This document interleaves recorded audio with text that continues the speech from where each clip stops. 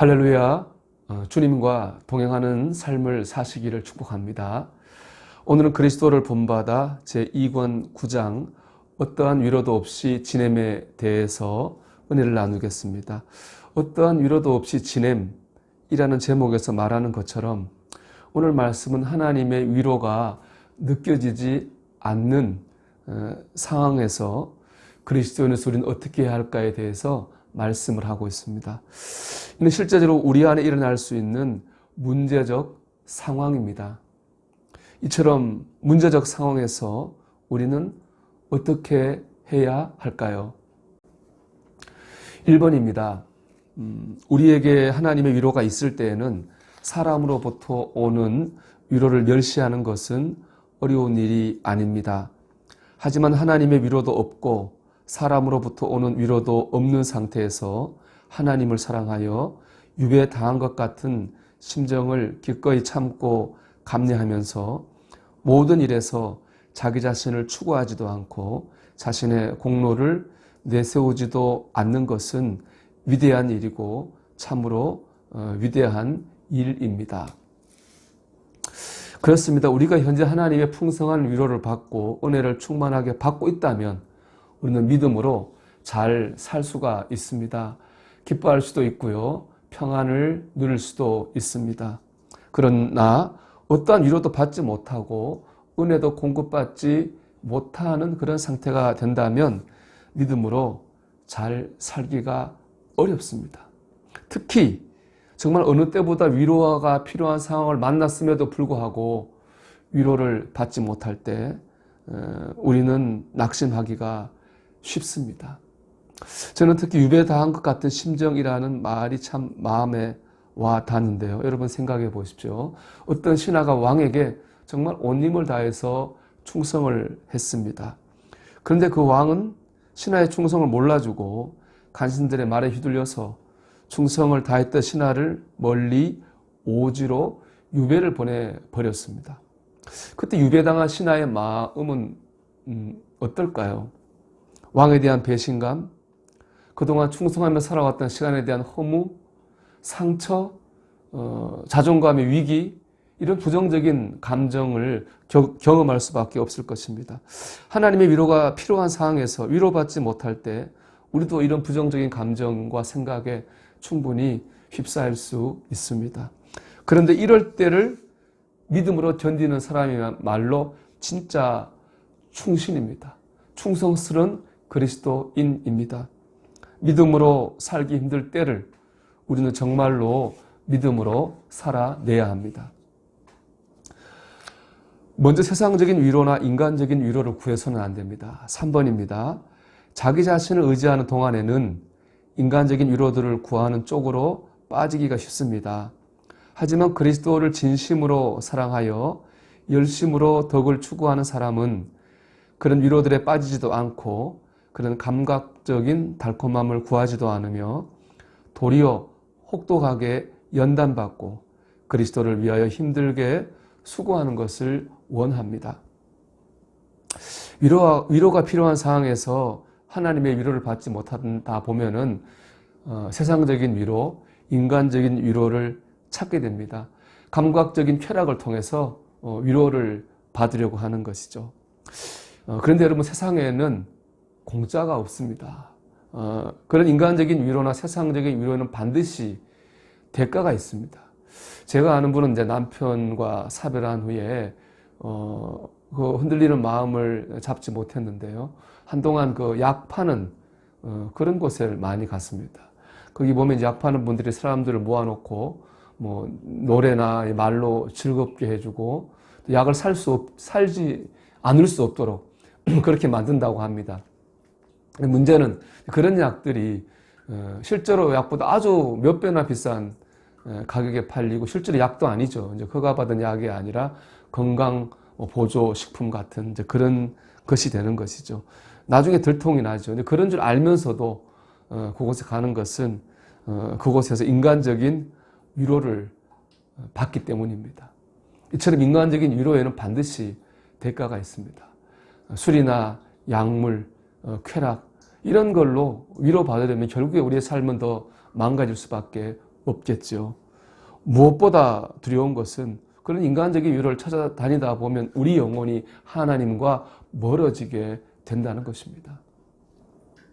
하나님의 위로가 느껴지지 않는다고 해서 사람의 위로나 세상의 위로를 향해 나아가서는 안 됩니다. 우리는 기도하며 기다려야 합니다. 위로가 떠나갔다고 해서 금세 절망하지 말고 자신을 낮추고 겸손한 가운데 인내로서 하늘로부터 다시 위로가 임하기를 기다리십시오. 하나님께서는 이전보다 더 크고 풍성한 은혜와 위로를 가지고 다시 당신을 찾아오실 것이기 때문입니다.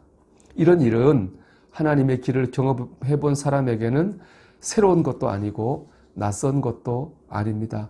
위대한 성인들과 옛적의 선지자들에게도 그런 일이 자주 있었습니다. 위로받지 못한다고 해서 금방 낙심해서는 안 됩니다. 하나님의 위로가 다시 임하기를 기다리며 기도해야 됩니다. 왜냐하면 하나님께서 이전보다 더 큰 위로를 가지고 하나님의 백성을 찾아오시는 분이기 때문입니다. 5번을 보십시오. 옛적의 한 선지자는 하나님의 은혜가 함께하고 있을 때에는 내가 형통할 때 말하기를 영원히 흔들리지 아니하리라 하였도다 라고 한 후에 이어서 자기에게서 은혜가 떠나갔음을 느꼈을 때는 주의 얼굴을 가리심에 내가 근심하였나이다 라고 하였습니다. 하지만 그때에도 그는 절망하지 않고 더욱 간절하게 간구하였습니다. 여호와여, 내가 주께 부르짖고 여호와께 간구하였나이다. 결국 그는 기도 응답을 받았고 자신의 기도가 응답받은 것을 다음과 같이 증언합니다. 여호와께서 들으시고 내게 은혜를 베푸셔서 나를 돕는 자가 되셨나이다. 하나님께서 어떤 식으로 그를 도우셨습니까? 주께서 나의 슬픔이 변하여 내게 춤이 되게 하시며 나의 베옷을 벗기고 기쁨으로 띄우셨나이다 라고 그는 말합니다. 위대한 성도들에게 이런 일이 있었다면 우리 같이 연약하고 은혜가 깊지 않은 사람들이 뜨거웠다가도 냉랭하고 냉랭했다가 뜨거워지는 것을 수시로 반복한다고 해도 우리는 절망할 필요가 없습니다. 성령께서는 자신의 기뻐하시는 뜻에 따라 오기도 하시고 물러나기도 하시기 때문입니다. 위대한 믿음의 사람들도 이렇게 냉탕과 온탕을 오가는 삶을 살았습니다. 그렇기 때문에 우리는 당장 위로받지 못한다고 해서 낙심할 것이 아니라 더 큰 위로와 역사로 임하신 하나님을 믿고 기도하며 기다려야 됩니다. 이 믿음의 기다림은 시험을 이기는 과정이기도 합니다. 7번을 보십시오. 환난 가운데 있다면 그것은 머지않아 하나님의 위로를 받게 될 것임을 보여주는 전조입니다. 왜냐하면 하나님께서는 시험을 통과한 사람에게는 하늘의 위로를 주실 것이라고 약속하셨기 때문입니다. 그렇습니다. 고난과 시험을 이기면 응답과 축복이 임하게 됩니다. 그러므로 내가 지금 하나님께 위로받지 못하는 시험을 받고 있다면 오히려 하나님의 큰 위로가 가까웠음을 믿고 기다리며 그 시험을 이겨야 됩니다. 계시록 2장 7절의 말씀을 기억하십시오. 이기는 그에게는 내가 생명나무의 열매를 주어 먹게 하리라. 아멘입니다. 그러면 하나님께서는 왜 위로하기도 하시고 시험하기도 하실까요? 어떤 사람에게 하나님의 위로가 주어지는 것은 그 사람이 더 강해져서 역경을 감당할 수 있게 하기 위한 것입니다. 그리고 그런 후에 시험이 주어지는 것은 자기가 하는 일들로 인하여 교만해지지 않게 하기 위한 것입니다.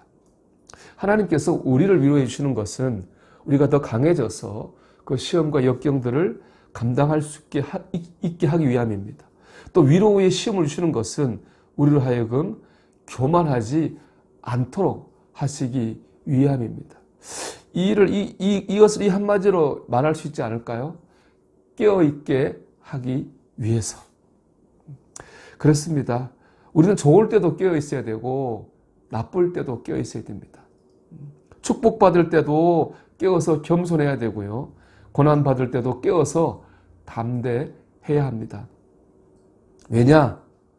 우리의 대적 마귀가 그 모든 순간에 깨어서 우리를 삼키려고 하고 있기 때문입니다.